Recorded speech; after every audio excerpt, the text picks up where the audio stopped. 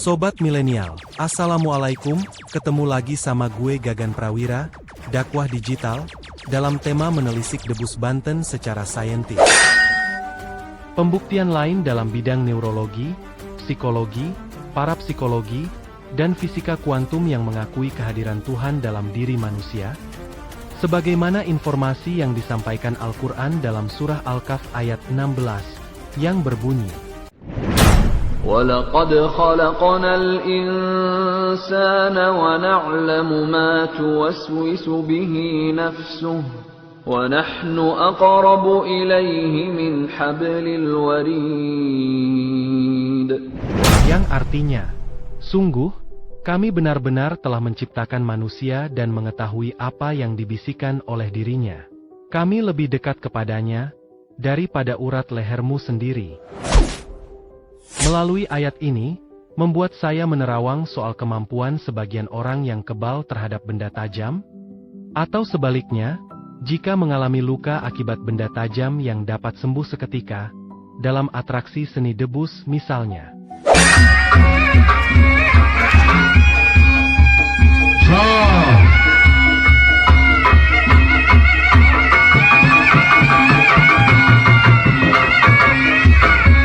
Iya, tujuh masuknya adu tali tarik. Awas. Engkau nyicik kau di dapat tuan. Obrak. Awas. Nyicik di dapat tuangan. Awas. Berani. Tangan di tinggal. Ikut om. Awas.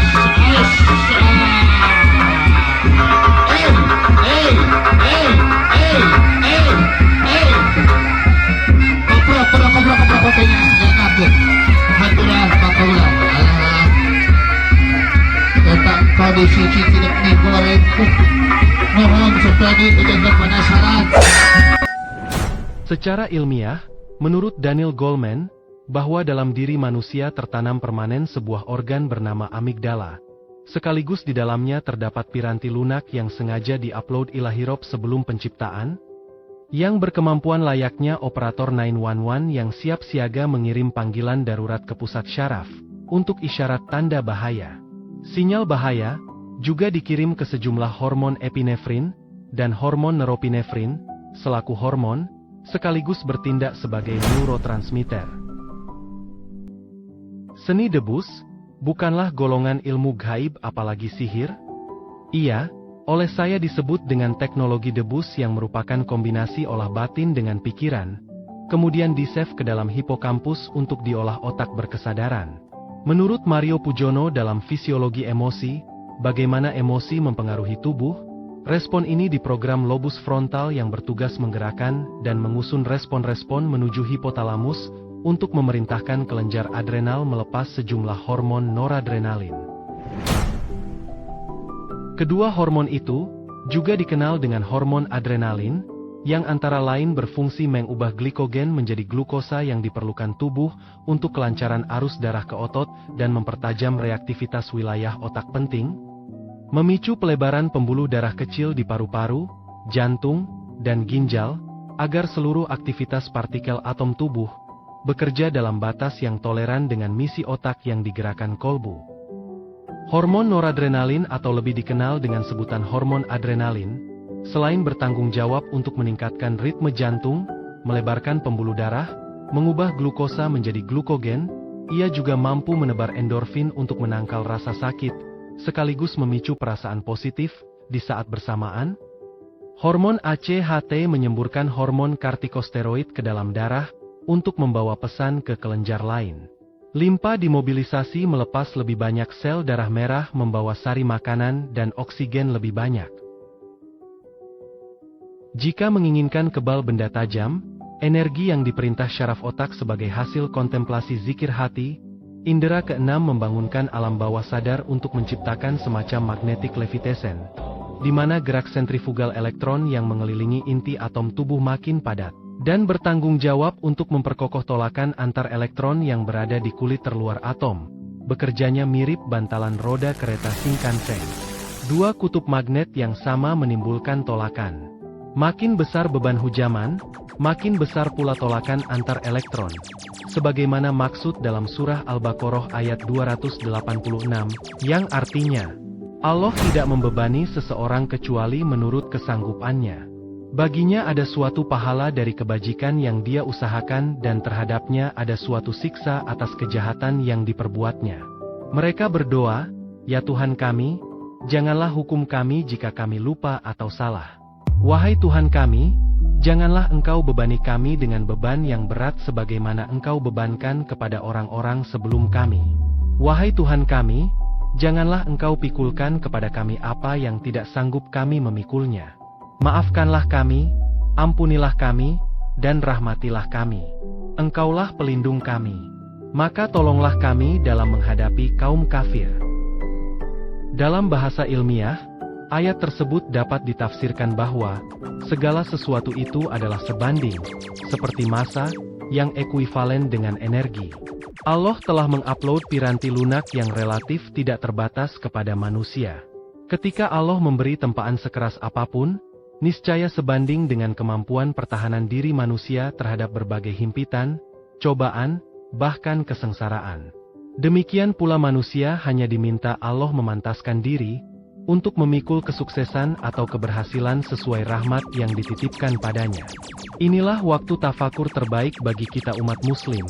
Bagaimana fantastisnya hardware dan software yang Allah titipkan kepada kita.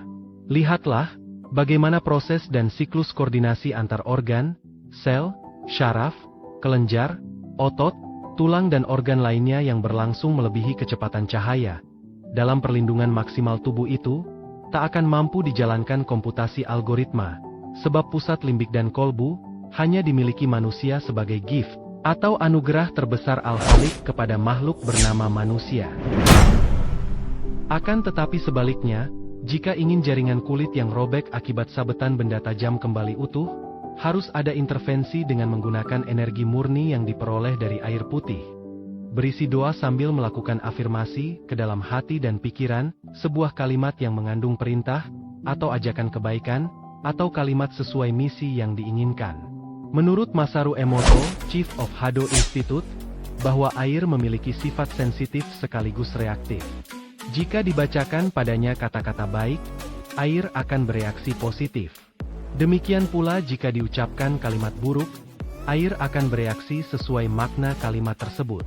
Penelitian Emoto ini membuktikan, label baik dan buruk inilah yang akan menentukan khasiat air dan akan mempercepat proses pembentukan sel baru yang dihasilkan pada proses pembelahan sel. Akan tetapi semua itu harus disikapi secara hati-hati.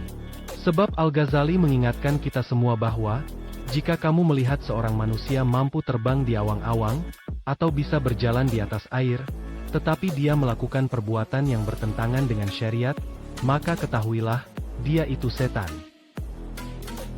Harus diingat baik-baik, bahwa hipokampus, bersama amigdala dalam keseluruhan sistem limbik, digerakkan kolbu. Memang benar, sistem limbiklah yang bertanggung jawab mengubah kenangan jangka pendek ke memori jangka panjang, dan semakin emosional suatu peristiwa, semakin besar kemungkinannya untuk diingat. Sebab itu yang terpenting, bahwa kesadaran ketuhanan, merupakan transformasi fenomena spiritual subjektif ke dalam ilmu kognitif yang objektif. Ketika kita menjaga kolbu tetap bersih, maka bersih pulalah otak kita dari segala jenis gangguan dunia yang seringkali menyesatkan. Jika dirunut menggunakan pendekatan ilmu dermatologi dan venereologi, cabang kedokteran yang fokus mempelajari kulit, kelamin, rambut, kuku, kelenjar keringat, atau bedah kosmetik.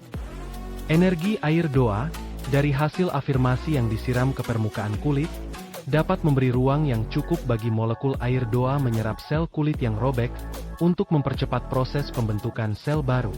Pada saat yang sama, molekul air doa, bergabung dengan unsur cair sitoplasma, atau sel pembungkus membran sel untuk melumuri serat protein, yang disebut keratin.